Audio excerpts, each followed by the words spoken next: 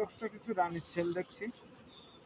দেখেন রানীর ছেল করেছে, এখান থেকে রানী ফুটে বেরোবে। একটা, দুইটা, তিনটা, চারটা, পাঁচটা, ছয়টা, সাতটা, আটটা, নয়টা, এইখান থেকে আর কি রানী ফুটে বাইর হবে। দেখেন এই 9টা, 10টা, 11টা, 12টা, 13টা। আর এই দেখেন মধ্যে হয়েছে এই দেখেন এই